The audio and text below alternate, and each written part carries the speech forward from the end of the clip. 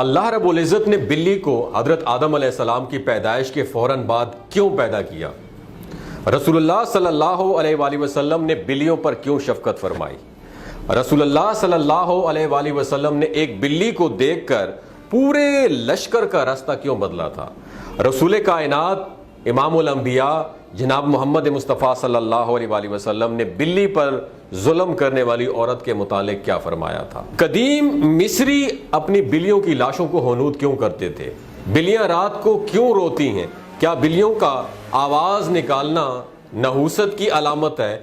گھر میں بلیاں پالنا کیسا ہے؟ آج کی ویڈیو میں ہم آپ کے ساتھ وہ تمام چیزیں شیئر کریں گے، ساتھ یہ بھی بتائیں گے کہ کیا بلی کسی کھانے میں منہ مار لے تو کیا وہ ناپاک ہو جاتا ہے؟ تو جڑے رہیے گا ہماری اس ویڈیو کے آخر تک۔ آج کی اس ویڈیو میں ان سوالات کے جوابات قرآن و حدیث کی روشنی میں دیے جائیں گے اور بلیوں کے متعلق آپ کو حیران کن حقائق بھی بتائیں گے۔ دوستو، انسان نے بلی کو تقریباً 10,000 سال پہلے پالتو بنایا۔ بلی آج کے دور میں عام پالتو جانوروں میں سے ایک ہے۔ بلی کو کھانا اسلام میں حلال نہیں ہے، لیکن اس کی پاکیزگی اور طہارت کی وجہ سے ایسی بلیاں جو کسی اور کی ملکیت نہ ہوں انہیں پالنے میں کوئی حرج نہیں ہے۔ اس کے برعکس اگر آپ گھر میں بلی پالتے ہیں لیکن اس کو بھوکا پیاسا رکھتے ہیں تو یہ آپ کے لیے وبال جان ہے۔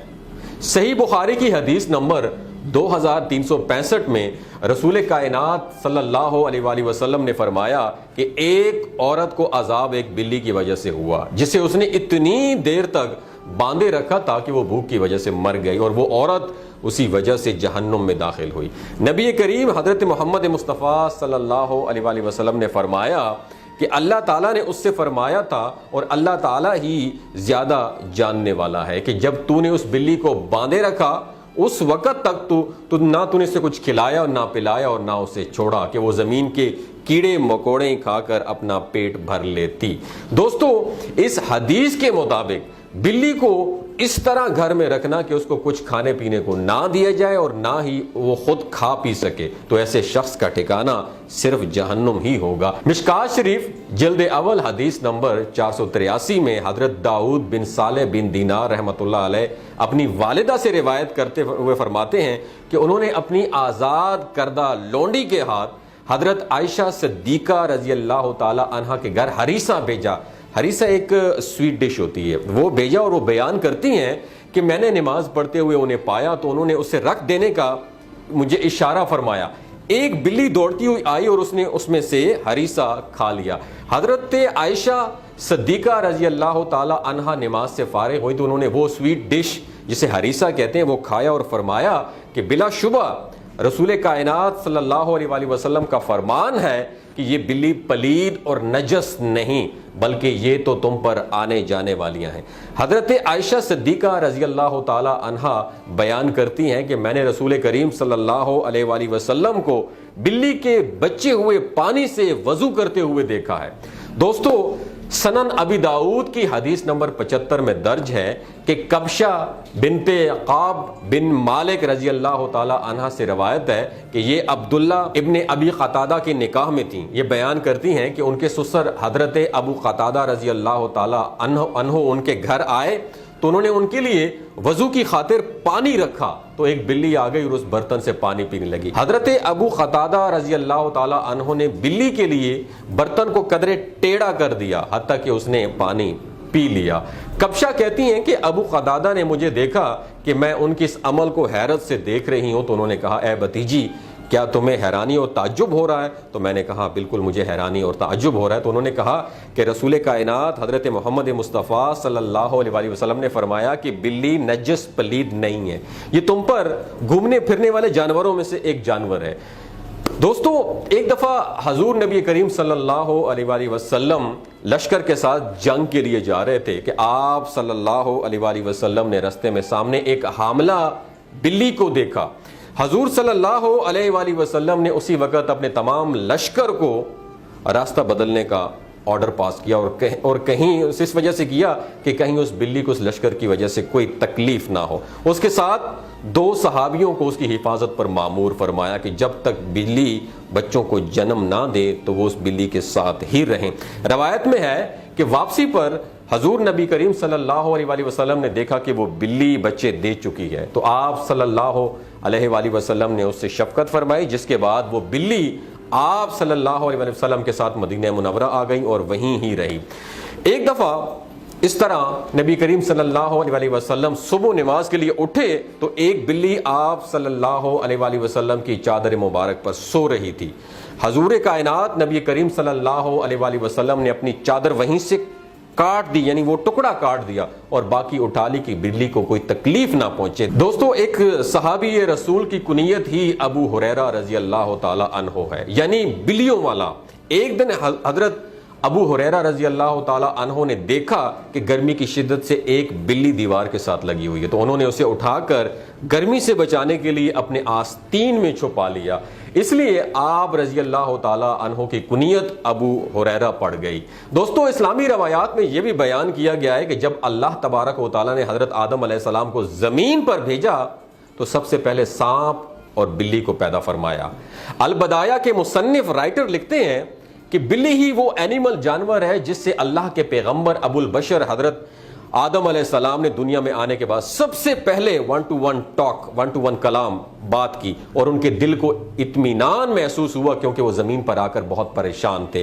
دوستو، بلیاں ہمیشہ صاف ستھری رہتی ہیں، یہی وجہ ہے کہ ان میں بیماریاں بہت کم پائی جاتی ہیں۔ اسلام میں بلی کی بہت زیادہ اہمیت بیان کی گئی، لیکن صرف اسلام ہی نہیں بلکہ قدیم مصر میں بھی بلی کو بہت زیادہ اہمیت حاصل تھی، یہاں تک کہ اس دور میں بھی کسی بلی کو تکلیف دینا یا قتل کرنا ایک انسان کے قتل سے بھی بڑی سزا سمجھی جاتی تھی، کیونکہ قدیم مصریوں کا یہ ماننا تھا کہ بلی ایک انسان سے زیادہ رتبے والی مخلوق ہے، اور اس دور میں اگر بلی مر جاتی تو اس کے ورثاء اس صدمے میں اپنے جو بھویں ہوتے ہیں اسے منڈوا لیتے تھے، اور بلیوں کو بھی فرعونوں کی طرح حنوط کیا جاتا تھا۔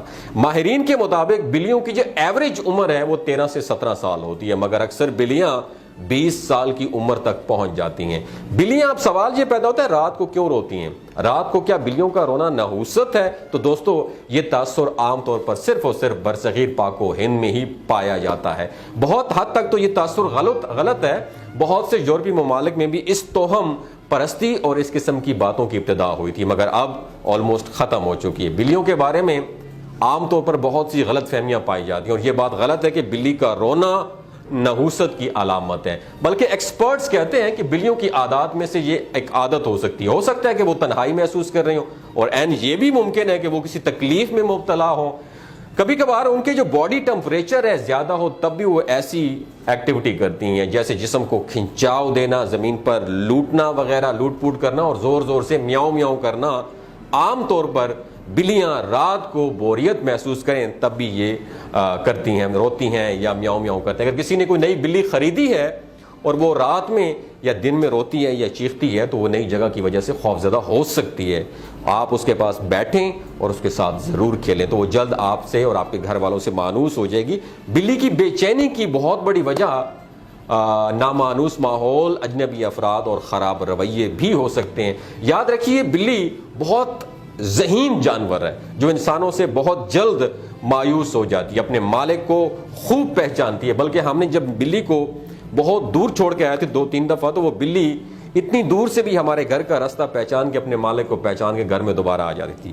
نہ یہ بلکہ اپنے مالک کی کوئی پریشانی ہو تو وہ بھی تکلیف میں مبتلا ہوتی ہے، وہ بھی آپ کو پریشان ہی دکھائی دے گی۔ جب تک سوال یہ ہے کہ بلی کو گھر میں پالنا کیسا ہے تو فقہا کا کہنا ہے کہ گھر میں بلی پالی جا سکتی ہے، کوئی اس میں حرج نہیں، ایسا کرنے میں کوئی حرج نہیں، بلکہ کیونکہ بلی نہ ہی موذی جانور ہے اور نہ ہی نجس ہے۔ ہر شخص کو معلوم ہے کہ اس میں کوئی نقصان نہیں، بلکہ کہ بلی کو گھر میں رکھنا بہت فائدہ مند ہے، اور یہ گھر میں پیدا ہونے والے کیڑے مکوڑوں اور چوہے وغیرہ کو بھی کھا جاتی ہے۔ بلیوں کو قدیم دور کے بعد مشرق قریب میں عقیدت دی گئی اور اسلام نے اس روایت کو اپنے بہترین انداز میں اپنایا جو اس عقیدت سے بالکل ہٹ کر ہے۔ جو دیگر قدیم مذاہب میں بلی کو دی گئی، کچھ مذاہب میں بلی کو ناپاک بھی سمجھا جاتا ہے اور کچھ مذاہب میں اسے حلال جان کر کھایا بھی جاتا ہے۔ دوسری طرف ان کے ساتھ پیار و محبت اور حسن سلوک کرنے کی تلقین بھی کی گئی ہے۔ ایک جگہ پہ تو یہ بھی کہا گیا، بلکہ میں نے بھی ایکسپیرینس کیا کہ ہمارے گھر میں میرے اپنے بیڈ کے نیچے 2 مرتبہ بلی نے بچوں کو جنم بھی دیا، وہ بچے ہمارے گھر میں بڑے بھی ہوں گے. مجھے بہت اچھا لگا کیونکہ مجھے بچپن میں اس چیزوں کے بارے میں پتہ نہیں تھا, بلی کے بارے میں. ہم بچپن میں بلی کو مارا بھی کرتے تھے, لیکن جب بڑے ہوئے شعور آیا تو میں نے استغفار توبہ کی اور میں بلی سے بہت محبت کرتا ہوں. اور میرے اس وقت گھر میں بلی بھی ہے, اور 2 مرتبہ جو بلی ہے وہ میری بیڈ کے نیچے بچوں کو بھی جنم دے چکی ہے, اور اس وجہ سے میں بلیوں سے بہت محبت کرتا ہوں. اور آپ کے لیے یہ میسج ہے, اگر آپ بھی بلی کو گھر میں رکھنا چاہتے ہیں تو محبت سے رکھیے گا, ایک سنت سمجھ رکھیے گا, بہت زیادہ ثواب ملے گا آپ کو. اپنا اور اپنے ساتھ رشتوں کا خیال رکھیے گا. اللہ حافظ.